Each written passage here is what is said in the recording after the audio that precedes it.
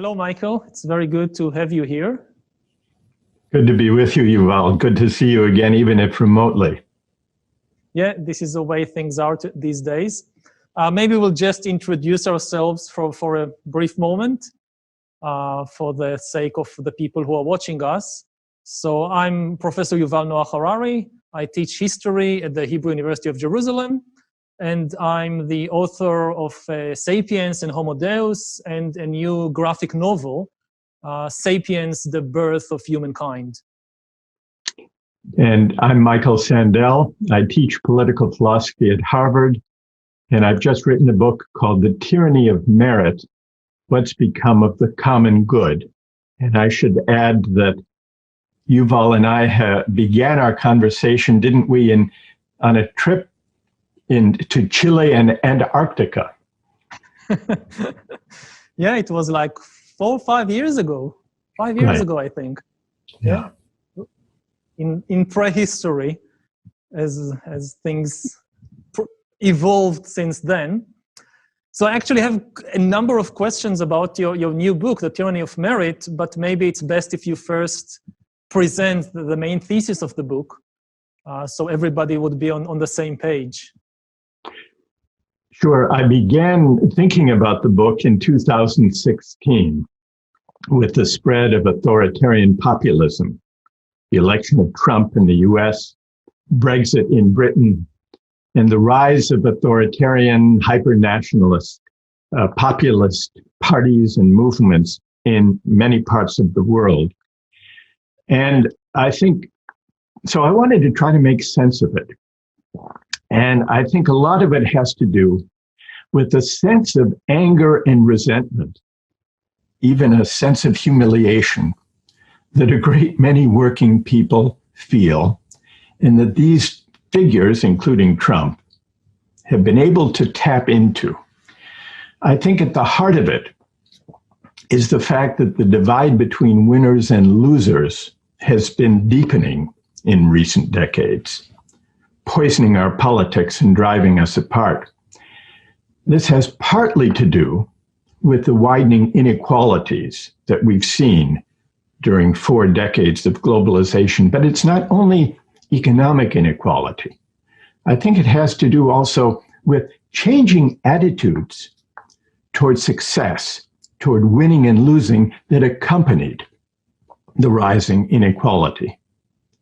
Those who've landed on top have come to believe that their success is their own doing, the measure of their merit, and by implication, that those who fall short, those who are struggling, have no one to blame but themselves.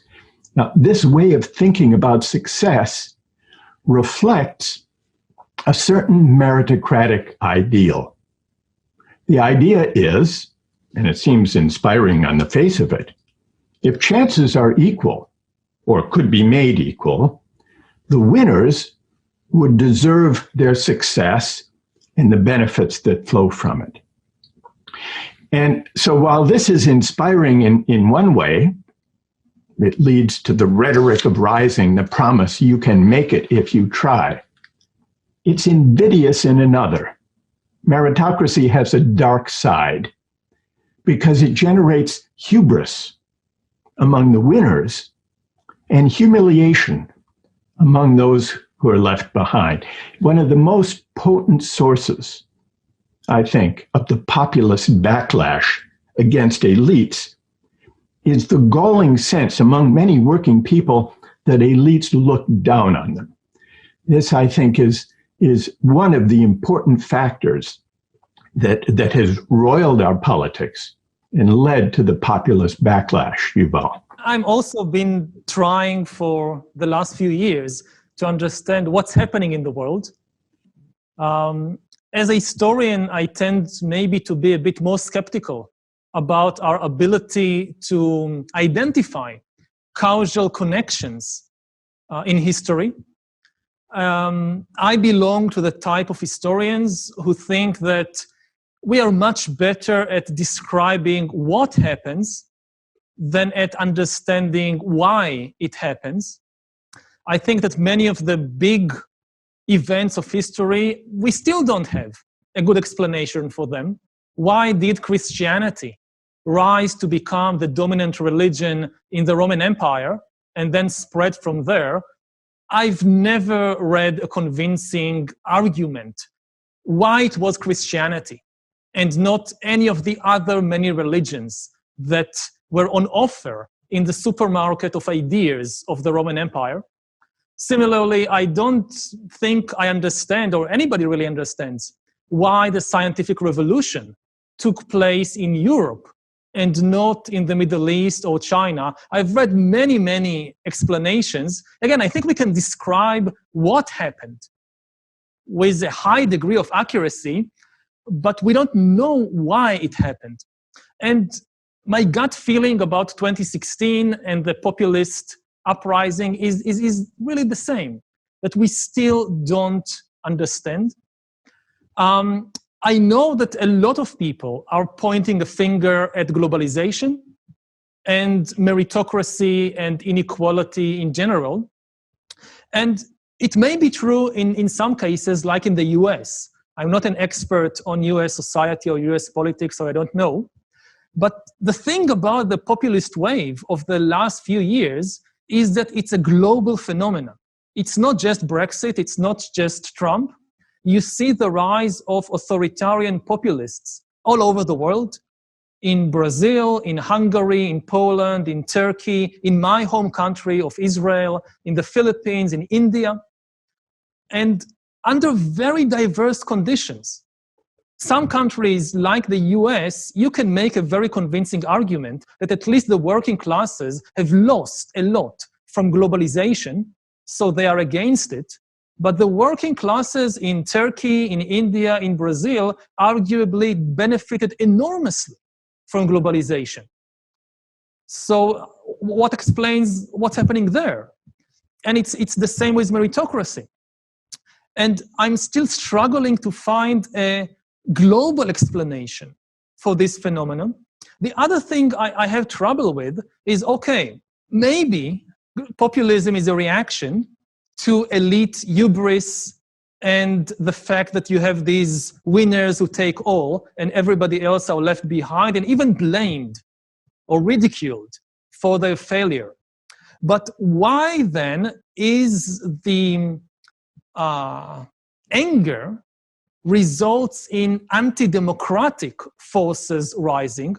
How come we don't see the rise of leaders and parties who are committed to the core values and institutions of democracy and express these views? Why must it go in the anti-democratic direction? And related to that, why are the main victims of populism not the rich elites who are supposedly to blame for all that? The main victims are minorities and immigrants and LGBTs and so forth. You know, you look at the Trump administration, it doesn't seem that it's kind of directing its force against the rich and powerful or even the educated. They are not the main victims. So I'm struggling with this, and I would be very interested to hear what you have to think, what you think about it. Yeah, well, thanks for that, Yuval. I do think there are some common threads that connect the populist movements and the populist backlash in countries around the world. One thread is the failure of mainstream political parties, and especially of center-left political parties, to deal with the rising inequality brought about by the globalization of the last 4 decades. And one could almost say that the success of right-wing populism is a symptom of the failure of progressive or social democratic politics.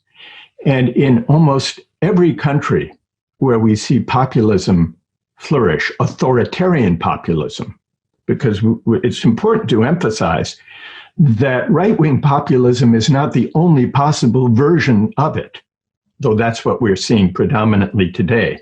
But that in itself is important because it gives a clue to the common thread, which has to do with the fact that center-left social democratic parties have failed.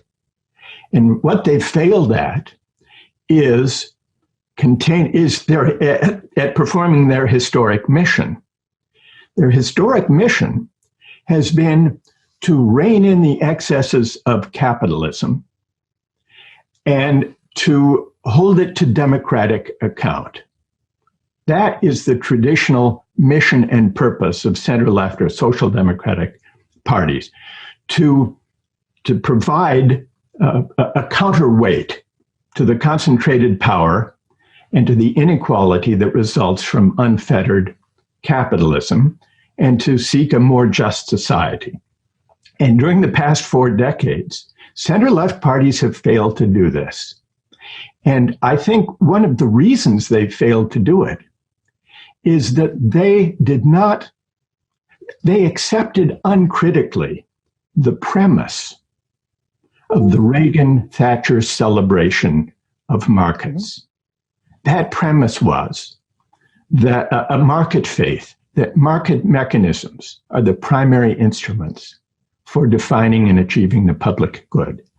Now, in the 1990s, when they faded from the political scene and center-left parties replaced them, Bill Clinton in the United States, Tony Blair in Britain, Gerhard Schroeder in Germany, they didn't challenge this fundamental premise.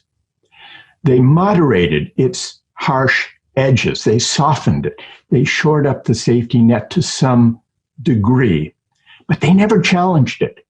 They embraced the project of neoliberal globalization. They embraced, as a bipartisan project, the deregulation of the financial industry. And when it came to contending in the 2000s, 90s and 2000s, with the deepening inequality and the wage stagnation and the outsourcing of jobs, they offered the following promise. They said, if you want to compete and win in the global economy, go to university, get a degree. What you earn will depend on what you learn. You can make it if you try. So this, Yuval, is how the meritocratic idea was offered, together with the promise of individual upward mobility if you get a college degree. This was offered by the center-left parties as the answer to the inequality of globalization.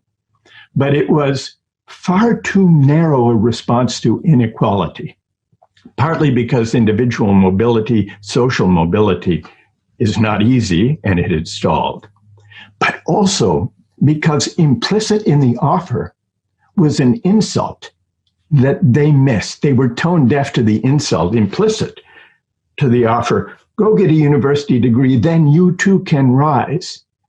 The insult was, if you didn't go to college, and if you're struggling in the new economy, your failure is your fault.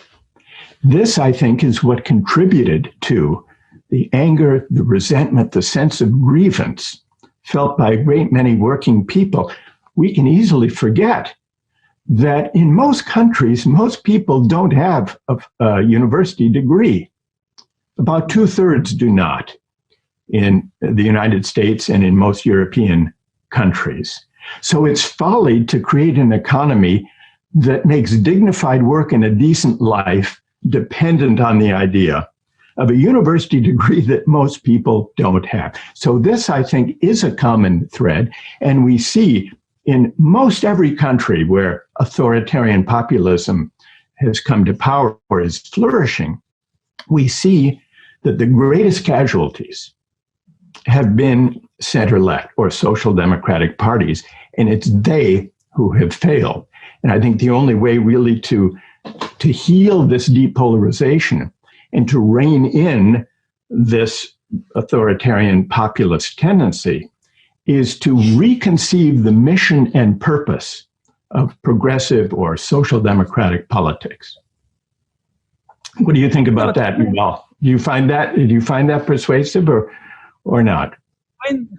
A couple of things. I mean, first, it's like the original sin was the fault of Reagan and Thatcher and the right-wing parties. You're saying that the left-wing parties are being the main blamed for just following the right direction, and the right goes like scot-free, even though they are the main culprits. They are and they aren't, because the center-left parties did not challenge them in a fundamental way. They took over that project, even as they offered a meritocratic justification for the inequality that made that inequality more galling. It converted it from an inequality of income and wealth, which is bad enough, to an inequality of honor and esteem. And one of the central themes of the tyranny of merit is that we miss a lot if we focus only on the economic aspects of inequality, important though they are. We need also to focus on the economy of esteem and the way in which recent decades have eroded, and these policies and this politics have eroded the dignity of work, the sense of honor and recognition and esteem that all of us would like to receive in return for the contributions we make to the economy and to the common good. I think that's the heart of it. That's why the politics of humiliation, which is really about recognition or the lack of it, it's about honor and esteem or the lack of it. I think that's the deep animating force in the populist backlash, more than the material inequality as such. Does that make sense? Yeah, it makes a lot of sense. Originally, I'm a medievalist. I specialize as a historian in the Middle Ages. So for me, talking about the economy of honor is like, the bread and butter of the Middle Ages. Honor is much more important in many ways than economic factors. So I'm completely open to the idea that a lot of politics is actually about honor. Yeah. But then when you look at the world over the last few decades and you look at the honor economy, so the main thing I see is not just the question of education, it's above all the question of race and sex and gender. The biggest upheavals weren't so much in terms of the honor of education, it was in the honor attributed to racial and gender identities. And, maybe I'll give you a concrete example, that if indeed much of the anger behind populism is against the universities and the meritocratic ideal, then we should see authoritarian figures, populist authoritarian figures, attacking the universities and the academic establishment. And you do see such things happen, but when you look closely, it's strange, or maybe not strange, who are the main victims? For instance, you would expect that the biggest victims of all would be the economics department. They are the big villains of all that. All these people in the economics department. But I never saw a single authoritarian figure, not Trump, not Bolsonaro, not Orban, not Erdogan, turning against the economists. But I did see Viktor Orban closing down, banning all gender studies programs in Hungary. And, as a historian, I'm a bit envious of the people at the gender studies department. Apparently, they are so threatening to Orban and that he bothers to close them down. He did not bother to close down the history department or the philosophy department. Now, I don't think that the people at the gender studies department, they have so much esteem, or the people who have a degree from a gender studies department, they get such high-paying jobs in industries that they should be the main victims. And it's the same when I look at it in Israel, that the main attacks are on departments in the humanities and the softer edges of the social sciences. Nobody attacks the economics department, the business department, the computer science department. And one example I know from the States is that Trump recently, a couple of months ago, issued an executive order banning the teaching to federal employees or in federal programs of any theory of racial or of institutional racism or institutional sexism. That's an executive order of President Trump. He never issued, as far as I know, any order banning capitalist economics from being taught to federal employees.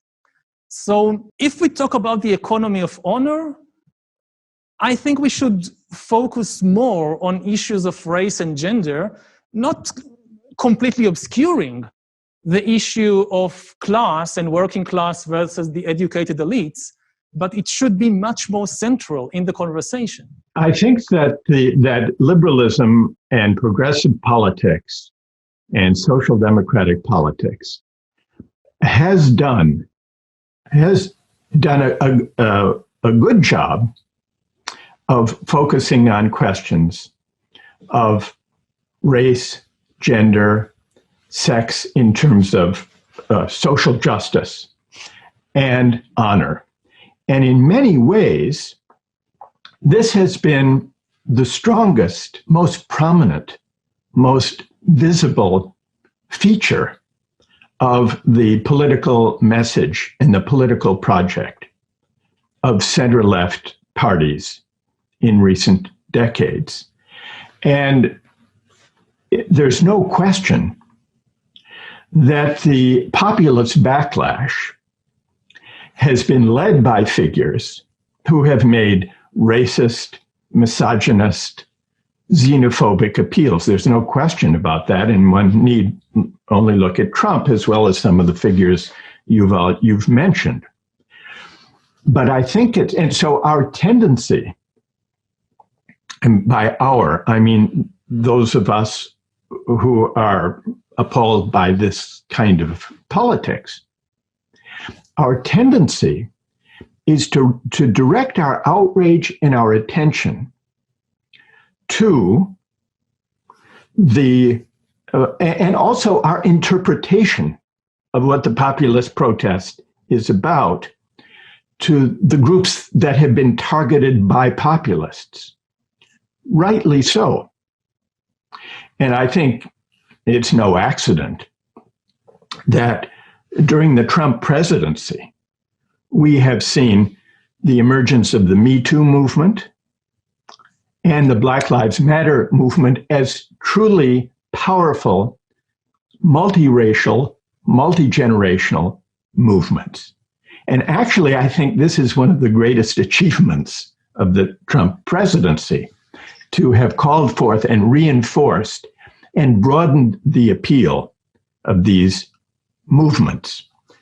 But I think it's important not to allow our outrage to be monopolized and directed by the targets that Trump and other populists choose. I think we also have to engage in diagnosis and interpretation to disentangle from those ugly sentiments, which are clearly a part of these authoritarian populist political appeals. We have to disentangle the legitimate grievances on which they also draw. And I agree. And that's what the tyranny of merit tries to do. In no way to diminish the importance of these the movements for racial justice and for gender equality, but to notice, and this I think social democratic parties need to be self-critical. It's not enough to say they're all voting for him because they are all racists, because what that misses, that lets us off the hook too easily. In the aftermath of this 2020 election, the question Democrats should be asking themselves is not, thank goodness we can restore things the way they were before Trump interrupted our steady march to progress. The question we should be asking, the number we should have foremost in our minds is 70 million.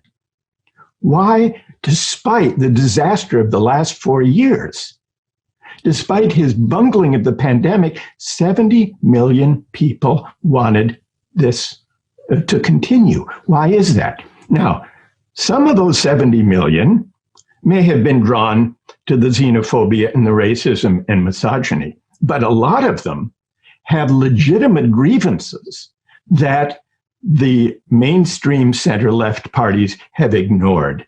Not only that, have contributed to, which goes to the tyranny of merit, which goes to the rhetoric of rising, which goes to the embrace of neoliberal globalization policies, which goes to the deregulation of finance, wage stagnation, but especially it goes to the insult of telling workers who are struggling, your failure is your fault if you didn't get well credentialed, as most of us are, by the way. And it's no accident, I would just add, Yuval, that by 2016, the Democratic Party in the US, the Labour Party in Britain, the socialist parties in Europe were more attuned to the values and interests of the professional classes, the well-educated classes, the credentialed elites than they were to the working class voters who once constituted their base. And in strictly electoral terms, we can see how people with a college education used to vote for conservative parties, mainly for reasons of economic interest. And people without a college degree used to vote for center-left parties. But in the 90s and 2000s, that has flipped. Now, education is one of the deepest divides in politics. Trump won among whites without a college degree in 2016. Trump won 2/3 of them. And in 2020, when Biden defeated him, Trump won 2/3 of them. So that problem remains. I completely agree that there is an entanglement here, and we shouldn't just focus on the issues of race and gender and so forth. But the question is, why is there such an entanglement? Why are these more justified concerns of working class people entangled, and not just in the US, but in so many other places, with racist and sexist and homophobic attitudes? What's the source of that entanglement? And in particular, and the question that I raised in the beginning, I mean, all of this, I don't think would concern so much you and me if we saw the rise of a party which is clearly against inequality. It's against the excesses of the meritocratic elite. It's against the excesses of capitalism, but it's not against democracy. And the big question mark for me is, why haven't we seen the rise of that kind of party? And, you know, if it was only the US, then you can explain it with various accidents or unique situations, but we haven't seen it almost anywhere. And if you look at the global picture, then, I don't know, compare the US to Brazil. So you can say many things about the policies of democratic presidents like Clinton or like Obama, and the impact of globalization on the American working class. But in Brazil, it's a completely different story. If you look at least at the long term, the last 40 years, when the condition of American working class was stagnant or even deteriorating, in Brazil, it was improving. Globalization on the whole was generally a good thing for the Brazilian worker. Many of the jobs lost in the US migrated south.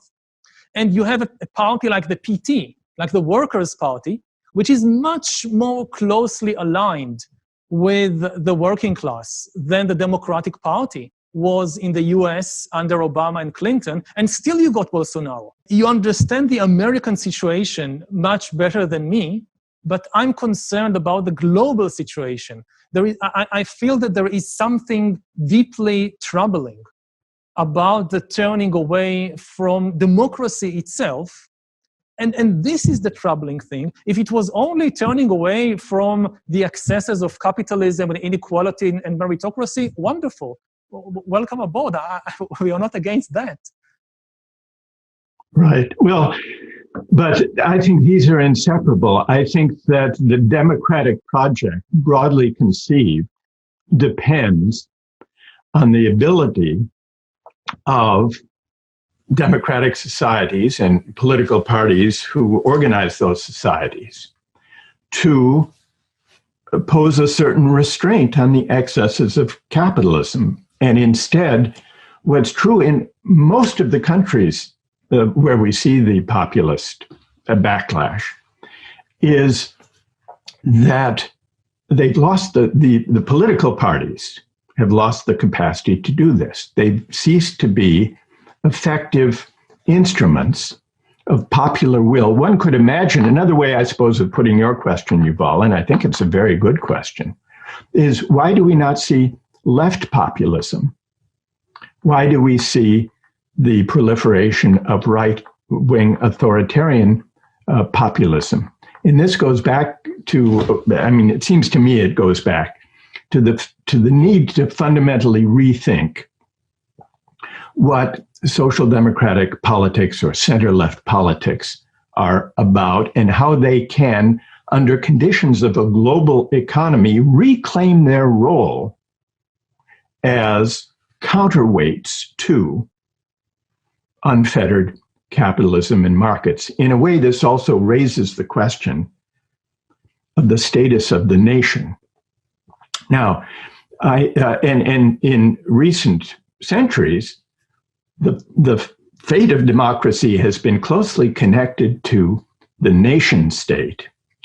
Now, you've written often skeptically about nationalism, along with various other ideologies, as myths, as imaginings that you juxtapose to what's real, to what's objective.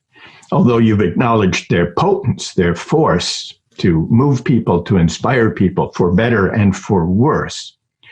But I think part of what we've seen over the past 4 decades with the embrace of not only markets, but the globalization of markets, which really means the obsolescence or seeming obsolescence of nations and national borders as goods and capital and people move freely across national borders.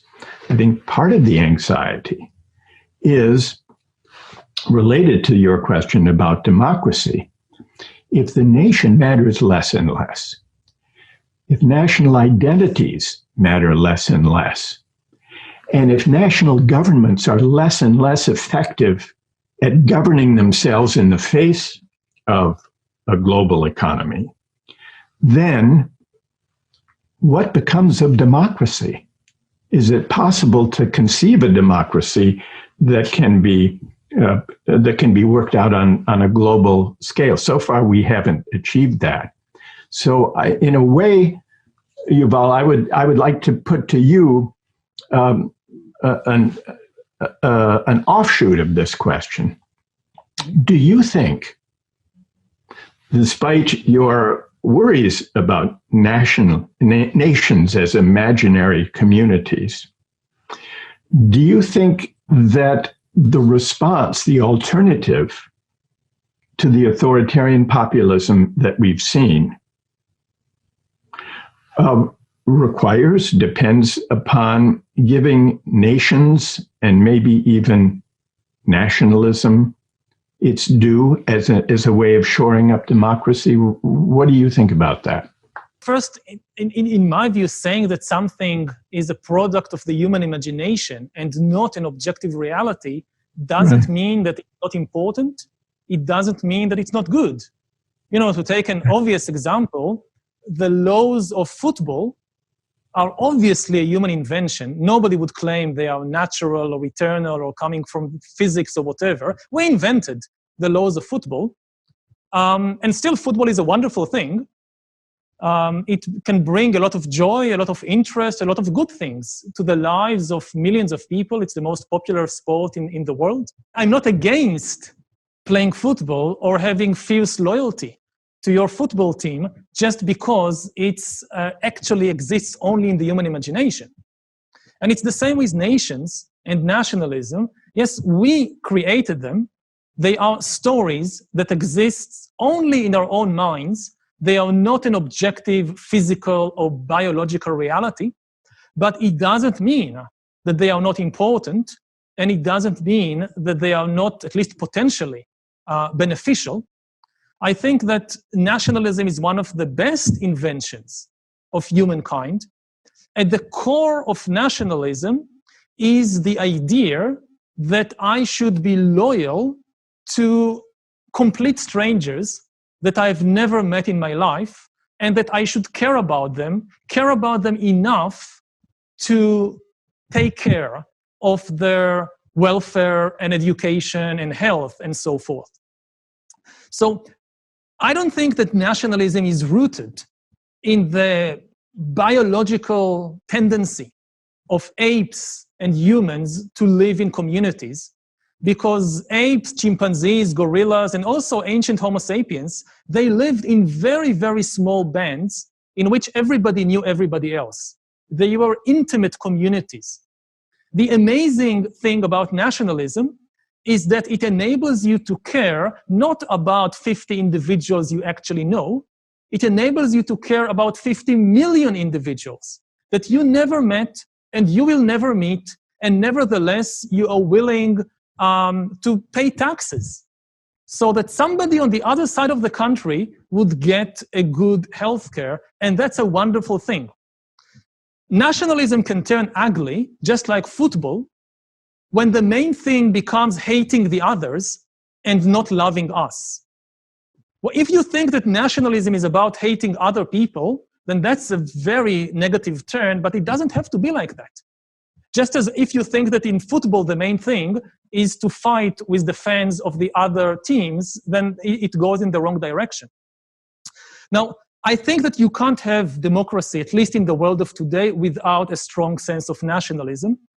Because if you don't feel connected, if you don't feel that you have a shared fate with the other people in your country, there is absolutely no reason in the world to accept the verdict of democratic elections. It makes sense only if you think that they care about you and you care about them. If you think that your political rivals, they may be stupid even, but they are not evil. They are not there to get you. If that's the case, then there is no democracy. It can be dictatorship, it can be civil war, but no democracy. Now, when I look at the world today, one of the other things that strikes me about the rise of populists is that they are not nationalist. They are not really patriotic at all. If you think that patriotism is hating foreigners, then yes, they are great patriots.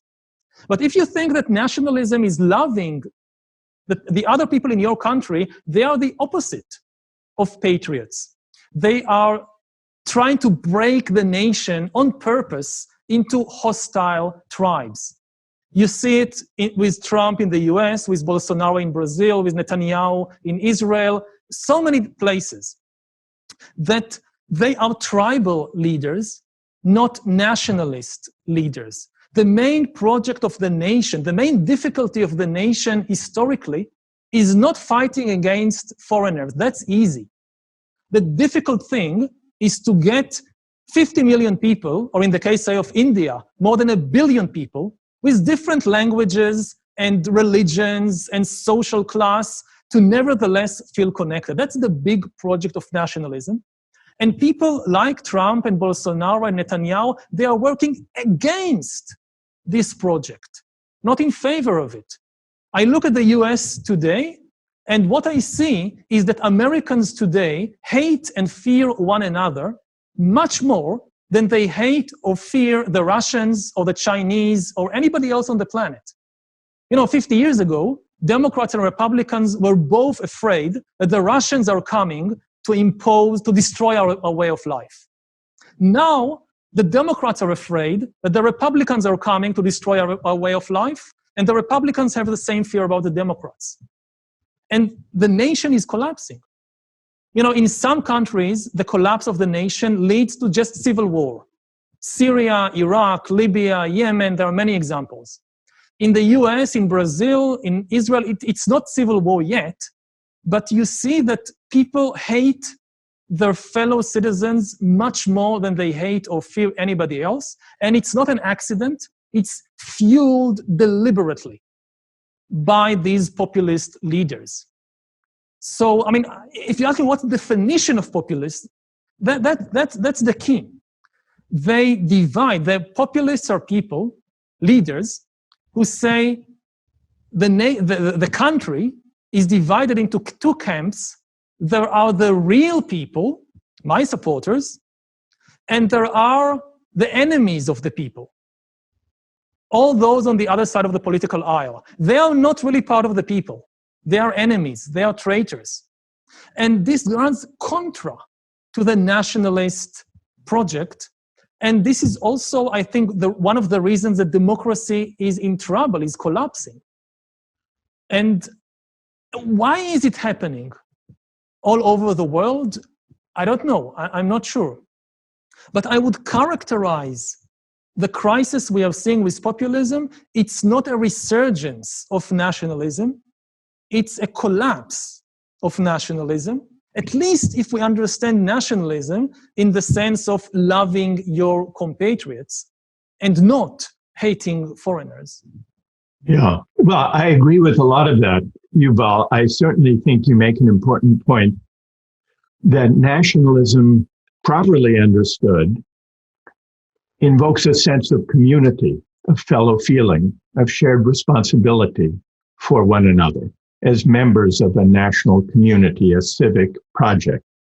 And that civic project, that sense of community, the solidarity that holds it together is, I agree, it's under siege today.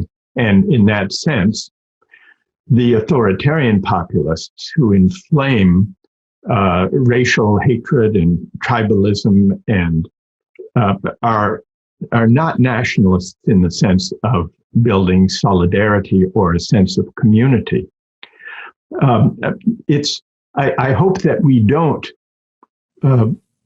accept the idea that the only version of populism is this divisive, authoritarian, right-wing, intolerant populism, because populism, more broadly conceived, appeals to and seeks to amplify the voices and aspirations of ordinary citizens against the powerful.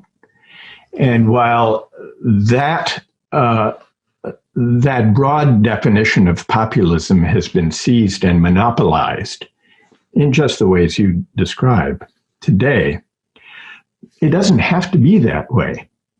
And the reason I think it's important to remember this is that in order to revive a vigorous civic life and a progressive politics, a more generous politics of the common good, I think it is important to take on the concentration of power and also the privileged positions of elites, not only financial and economic and corporate elites who have gathered enormous amounts of power. We're beginning to hear a little bit about the concentration of power represented by Silicon Valley and the tech companies and social media. I think that a politics that was concerned with monopoly power, for example, with the handful of giant tech companies that not only have economic power, but enormous cultural power because they sit right at the heart of civic and cultural life, not only economic life. I think that a progressive politics, a renewed progressive politics, has to take on those forms of concentrated power. And that kind of politics would be a kind of populist politics, arraying the common good, the interests of ordinary people against those who have basically shut off competition in important sectors of the economy with enormous social and cultural and political implications. So perhaps, I don't think we disagree about this. I think that we need to reclaim populism for the vision of a politics that would take on elites and concentrated power in the name of empowering ordinary citizens. My worry is, and this is back to the diagnosis that we were discussing earlier, my worry is that part of what ill-equips would-be left populists or center-left parties generally from this mission is that they have sought to address the inequalities that we've seen, not in a way that takes on the structural sources of those inequalities, but instead by offering individual upward mobility through higher education.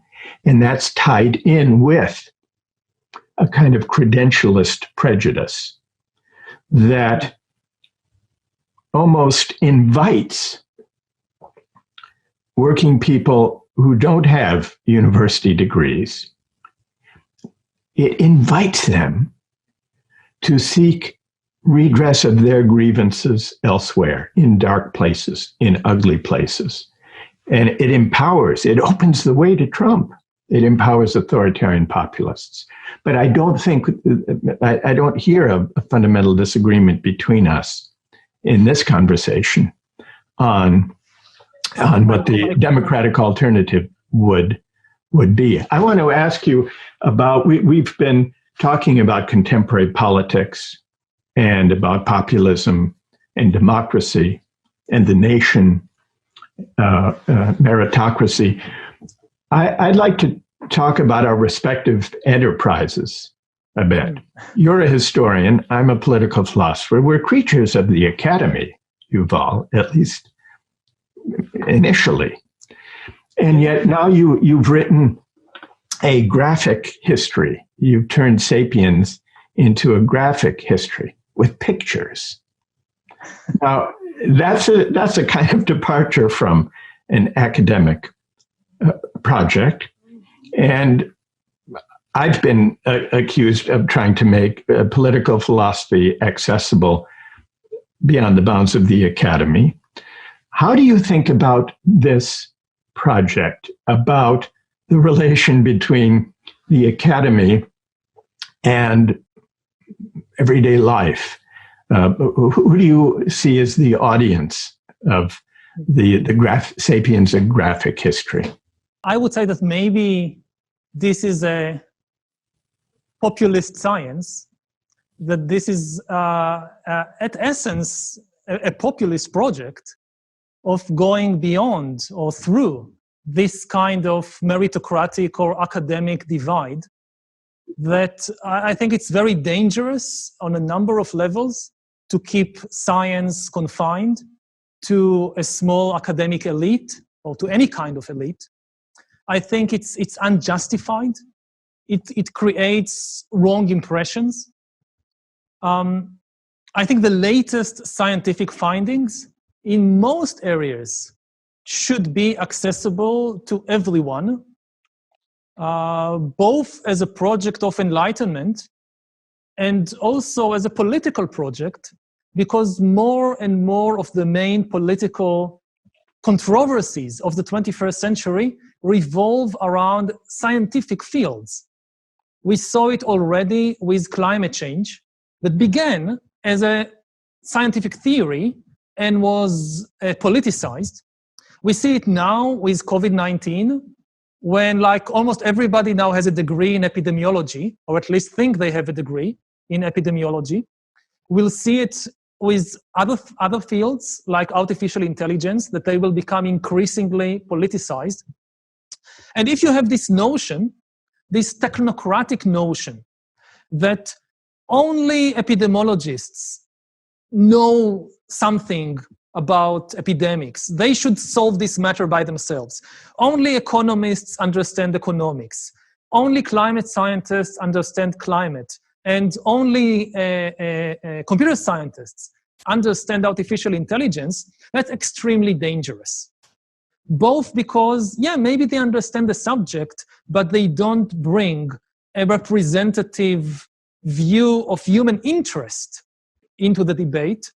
And also because if you shut out most people from the conversation, saying to them, no, that's too complicated for you to understand, then that's the fertile space, that's the vacuum, which all kinds of conspiracy theories and disinformation then fills. I think that most of these subjects need to be confined to a small number of people. Maybe some academic subjects really are so complicated that most people can't understand them. Like, I don't know, quantum mechanics. I don't understand it. I think most people don't understand it. You need very high levels of mathematics to grasp it. Maybe this is an exception. But economics and history and climate and diseases, you should be able, you can understand the basic facts of science without a degree. But for that, the people who are kind of are the guardians of this knowledge, they need to make an effort. They need to make an effort to reach a broader audience. And for that, they need to sometimes change the way they speak or write. When you talk with other professionals in your narrow field, then you speak your professional jargon. And in many cases, you talk in numbers and statistics and models that most people don't understand. Even most academics outside your field don't understand them. When I read a professional article paper in macroeconomics or in climate science, I can't follow it. I can't understand it. But I think that the key ideas and insights which are important to have a public conversation about it, they can make the effort to make it accessible. And that's part of my project as a historian, to translate the latest scientific findings and theories to a medium and to a language that everybody can understand. You don't need a PhD or a BA degree to follow that. And, you know, because most people think in stories, then I focus on storytelling. And in the new project, the graphic novel, I try to switch to a new medium of images, which many people find easier to understand and easier to connect with than just words. Even if you write in a very accessible style, still reading a 500 pages book of mostly just words with footnotes, that's a tall order for many people. So I now tried to translate this into the language of graphic novels and comics, but without looking down at people, without simplifying the ideas. In many ways, I think the graphic novel is even deeper than the original version of Sapiens. It's certainly not Sapiens with illustrations on the side. It's a completely new approach to how to tell science, which might not be to the liking of some professors and academics, but I think it doesn't sell science short. There are actually a lot of new questions, scientific questions, that I had to engage with when creating this graphic novel together with Danielle and David. Again, I couldn't do it myself. I don't know how to draw. So I teamed up with two artists to do it. And it raised a lot of new scientific questions that previously I simply ignored. You know, words can often be abstract. You can talk in abstractions. When you draw images, you have to be concrete. There is no such thing as, almost no such thing, as abstract images. If I talk about sapiens and Neanderthals having sex, and I write about it in words, I can just write, okay, we know that 50,000 years ago, some sapiens had sex with Neanderthals and even produced babies together. When you draw that, you have to decide what to draw. Is it a sapiens man with a Neanderthal woman? Is it a sapiens woman with a Neanderthal man? Maybe it's two men having gay sex 50,000 years ago, sapiens and Neanderthals. You have to decide. And similarly, you have to decide what's their skin color, what's their hair color. And all these return you to the scientific research to look for answers. So I think that making the effort to reach out to a broader audience is not undermining the deep values of science. It's actually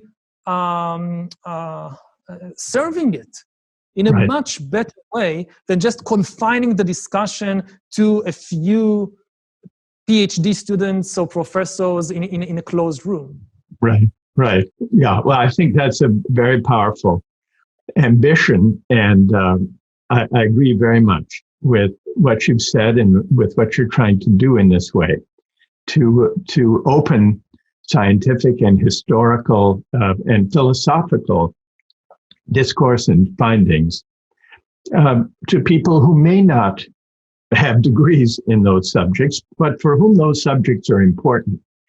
What you just now said about science, Yuval, brings to mind something that worries me about the way science is invoked in public discourse these days, especially by those on the opposite side of the authoritarian populists we've been discussing, by liberals, by progressives, by Democrats, small d Democrats.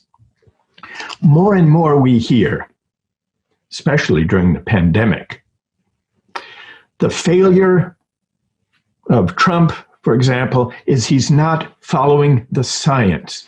I will be followed, we should follow the science. I'll be guided by the science. I believe in science. We've heard that this has become a slogan, actually, in politics, in public discourse, especially among progressives and liberals. I believe in science. They don't. They are not following the science. This worries me. It worries me not because I don't think we should follow Fauci's public health advice. We should. It worries me because it's embracing precisely the technocratic orientation to public discourse that I think discredits the proper role of science, in this case, public health and medical advice, in public discourse. Why has the wearing of masks become such a flashpoint of political controversy? It's really become the centerpiece of the culture wars, whether to wear a mask. It's hard to explain this without noticing that science has become, the invocation of science has become a cudgel of faith. Interesting, the language of faith. I believe in science. By progressives to explain what's wrong with authoritarian populists who are not taking the pandemic seriously. And what I think it misses is political responsibility. There has to be a political argument. And there has to be an attempt to deal with the anger and the grievances that lead a lot of people to say, I'm not going to wear a mask, despite what they tell me. The real reason, it's not a scientific reason. It's not that they're scientifically illiterate. It's that they mistrust the elites and the technocrats who've been governing them. This goes back to what you were saying about the economists. The economists discredited scientific expertise during the age, I think, of neoliberal globalization. It was they who said, do you agree? Yes, and again, as in previous cases we discussed, the main culprits haven't paid the price. Yeah. I mean, economists have discredited science, but nobody is attacking the economists. They are mostly attacking the climate scientists, the gender studies department. They are made to pay the price for the sins of the economists. The economists are still there, telling everybody what to do. Right. So I agree completely. But I think we've got to diagnose the reason for this this resistance to science, there is a familiar story that says the divisions that we see, the depolarizations, are rooted in divisions about facts. We occupy different factual universes. We follow different social media. We read different newspapers from one another. So we don't have a sense of shared facts, and without sharing facts and getting the science right and agreeing on the science, we will never overcome our political disagreements. I think that has it backwards. I think the reason we disagree about the facts and about science is that we have these deep political divisions. And the only way to heal the polarization about separate factual universes is to deal with the underlying political problem. You mentioned climate change, Yuval. If the factual scientific explanation accounts for disagreements about climate change, partisan disagreements, one would expect that the more education people have, the greater the tendency to converge on climate change, whether it's human caused, whether it's really a problem, whether we should do something about it. In fact, it's just the opposite. The partisan divide on climate change exists at all levels of education. Democrats think one thing, Republicans think another. But the more education, the greater the partisan divide on climate change and whether it's human caused and whether it's being exaggerated.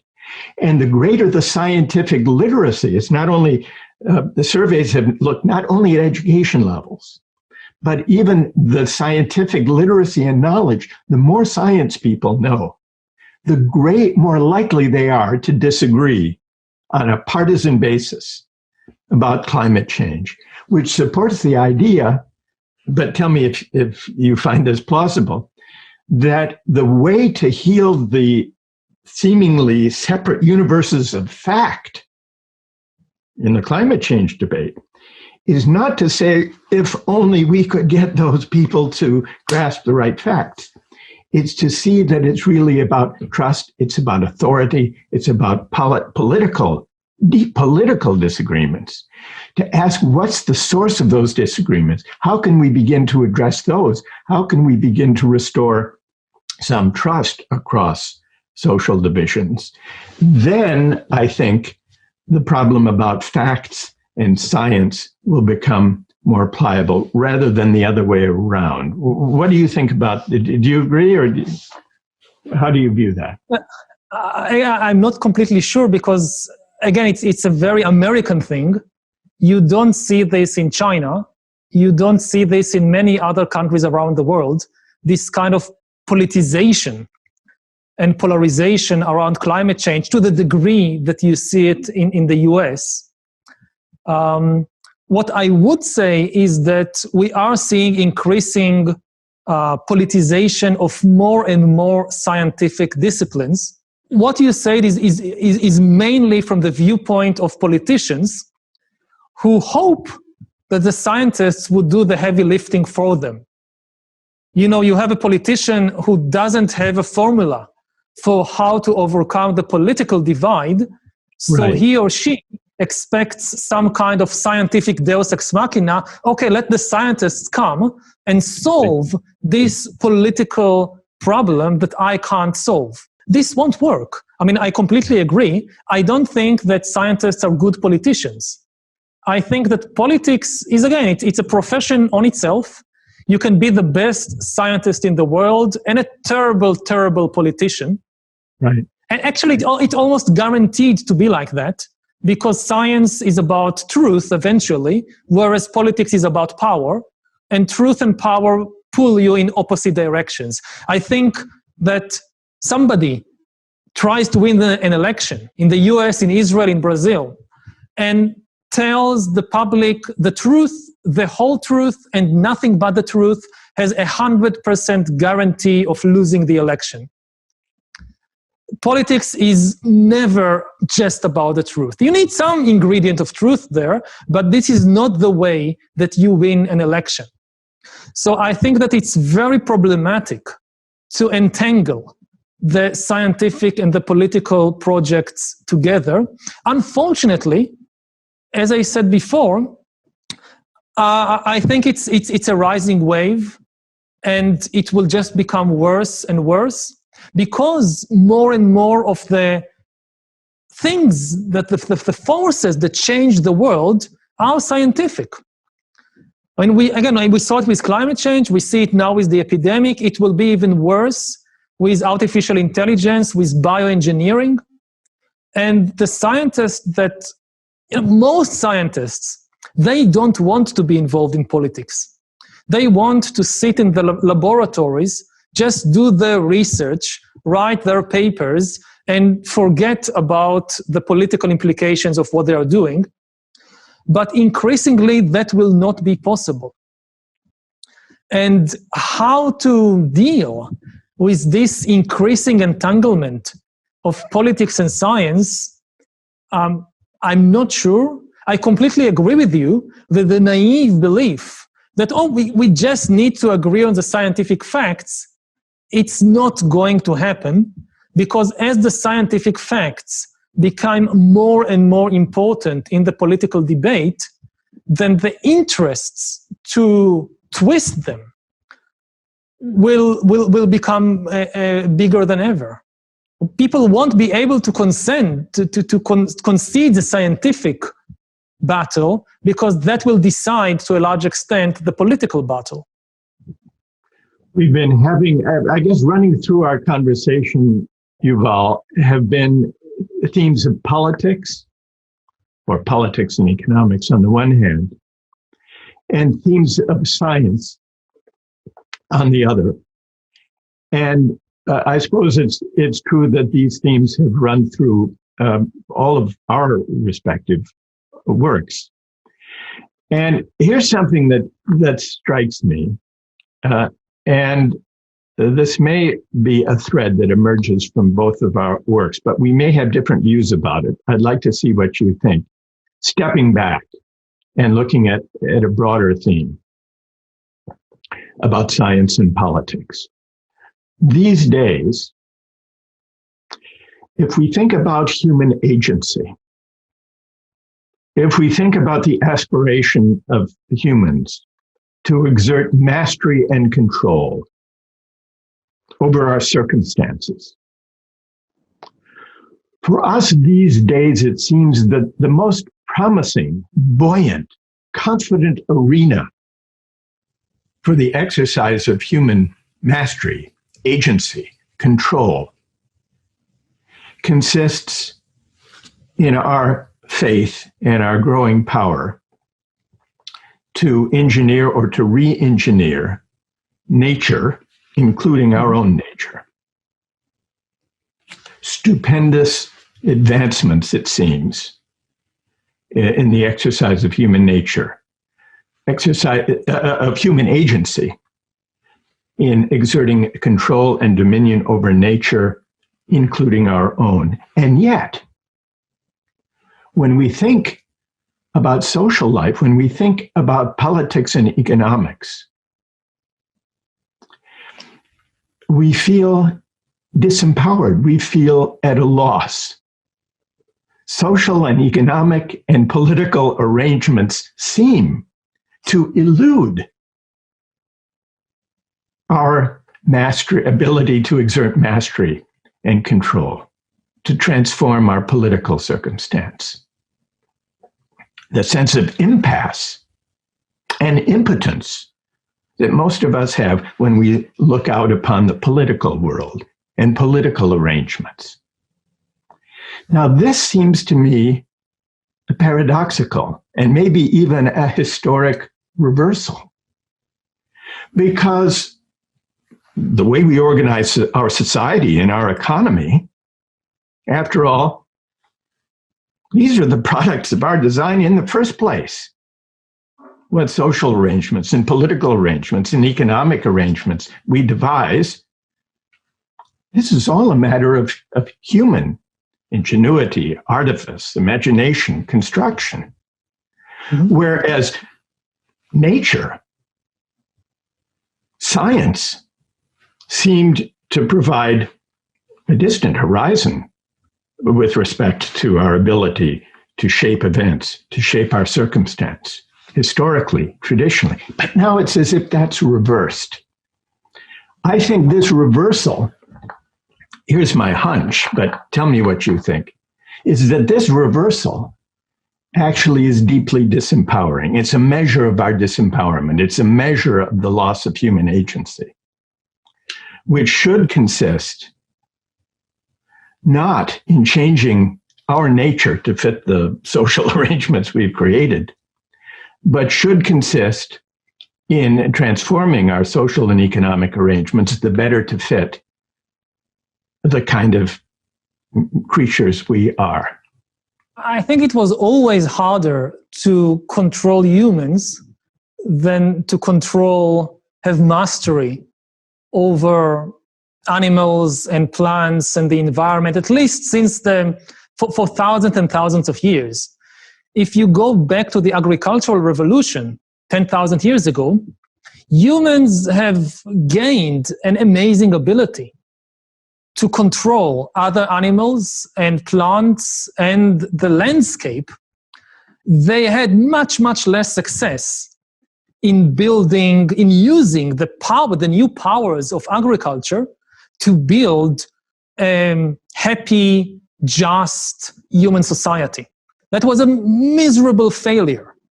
And you see that after the agricultural revolution, humans are much more powerful, but generally speaking, I would say more miserable. They have more miserable life because they don't know how to use their power wisely. If you're a king or a priest, then life is great in ancient Egypt. But if you're an ordinary farmer, life is much worse than 20,000 years previously as a hunter-gatherer. You work harder, you eat worse, you have more diseases, you are under far worse social and political exploitation. You go to the Industrial Revolution, you see the same thing. It was much easier to invent steam engines than to correctly understand what to do with them. You have one failed experiment after another of how to create a flourishing, peaceful, just industrial society.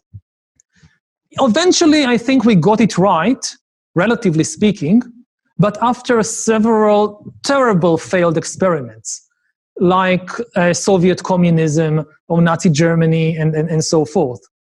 So in this sense, it's not, I would say it's not a completely new phenomenon that as humans, we find it easier to manipulate the outside world, like nature, than to manipulate in a good way human society and the way that we ourselves behave. The stakes are just getting higher and higher. You know, if we get it wrong this time, maybe we don't get a second chance.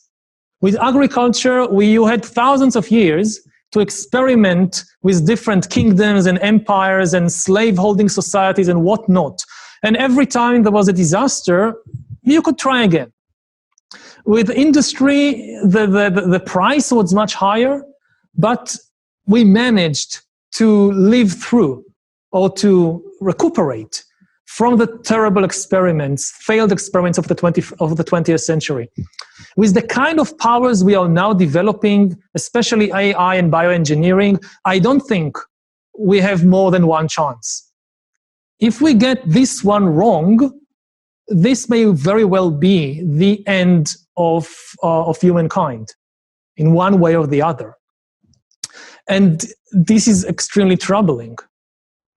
And, you know, I still have some optimism in our ability to do it, but I think that the danger of what you described, this discrepancy, it's not a new danger, but the price of failure is much worse than ever before. Again, I do take some comfort in the thought that yes, maybe people feel that they can't affect the social and political arrangements, but actually they have a greater influence than ordinary peasants in the Middle Ages or the vast majority of the population in ancient Egypt or in ancient China. And similarly, when you look at the outcomes, then despite all the problems of our society, we are still much better off than the average medieval kingdom or the average ancient empire. So there is still cause for optimism, but I agree with you that it's a very frightening thought.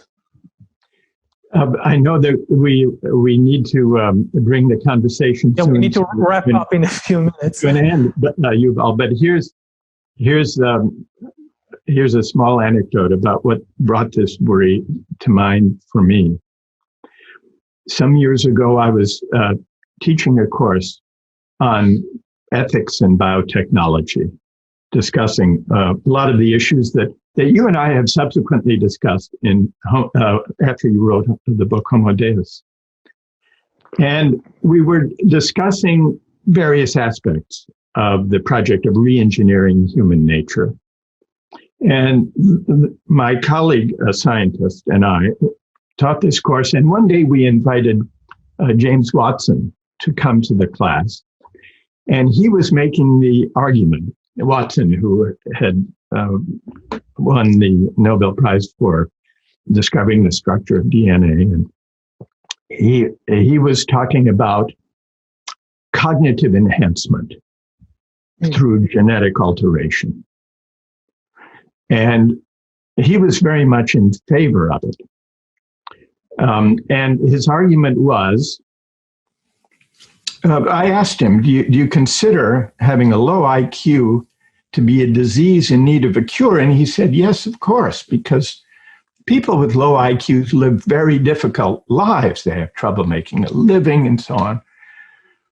And a student raised her hand and asked, well, given that's the case, why don't we try to reform the economy and society so that people with low IQs don't live such hard lives? And Watson's reply was, oh, we're never going to be able to change society. That's way too hard. That's why we need to use genetic engineering to solve this problem. And I found that a revealing but chilling answer. Not only because of its eugenic sensibility, but also because it seemed to concede so readily the project of moral and political improvement, as if to say that human agency is impotent in the face of that project. Therefore, better to repair ourselves, the better to fit the world, the social roles that are beyond human repair or reform. That's the worry. That I think represents the fundamental concession to the moral and political disempowerment of humanity. That's what motivated the question, at least, Yuval. Yeah, I mean, in one way, I can understand why he said it. Humans resist manipulation in a way that genes don't, in a way that stones don't. When you invent a new stone tool, the stones don't get together to thwart your plan. But when you try to manipulate humans, this is a system that reacts to your attempts to manipulate or to predict its actions. So in this sense, yes, it's more difficult, but as a historian, I think it's just not true. There are many successful attempts to better human society, not through the invention of some new tool, some new technology, but by changing the values, the stories, the structure of the society itself. You know, one of the biggest achievements, I think, of humankind has been the drastic reduction of violence over the last few generations. And even though it owes something to a technical invention, the nuclear bomb, to a large extent, it was done by changing human values and human society. And we talked a lot during this conversation about the failures of center-left parties and progressive parties, but they also had enormous success. Again, when it comes to racial inequality, to gender inequality, they really managed to improve things, and not by inventing a new technology. So this fixation that the answer to any problem we have is just to invent a new technology, that's extremely dangerous. First of all, because it gives up so many other things that we can do. And secondly, because it ignores the main problem that, okay, you invent the technology, but then the decision what to do with it is not in the hands of the tool, it's in the hands of the same society. So if you have done nothing to change the society and its values, you just invented a new tool, then if the society has evil values, it's now just more powerful to do its evil things. You've done nothing, you just made things worse. And I hope that people will realize, and especially the people who work so hard to develop the new technologies, the new tools, that tools never, at least until the rise of artificial intelligence, tools don't tell you what to do with them. So no matter which wonderful technology you invent, you always have to change society alongside the tools. Again, to change the values, the core stories, the structure. And this can be done. Yeah, it's difficult, but it's feasible. I suppose that we could conclude by agreeing that even the smartest smart machines can't tell us how they should be used. That, I think, is ultimately for us as democratic citizens, which suggests a project not of manipulation, but of education and of persuasion. I've really enjoyed our conversation, Yuval. Yeah, me too. I think that opens a completely new conversation that we can have on a different occasion of whether or not smart machines will be able to tell us what to do with them. But I would just say that maybe part of what is fueling the political crisis we are seeing around us is this deep sense that time is running out, that if humans don't exercise their agency in the near future, they will lose that agency. I mean, all previous technological inventions in human history, they empowered humanity. But the current wave of technological inventions, for the first time, at least I think, it really endangers human agency. We see a shift in power from humans to algorithms. And one possible explanation, I don't know if it's true, but one possible explanation for the political upheavals around the world is that a lot of people are sensing that this is kind of almost the last chance to exercise their agency.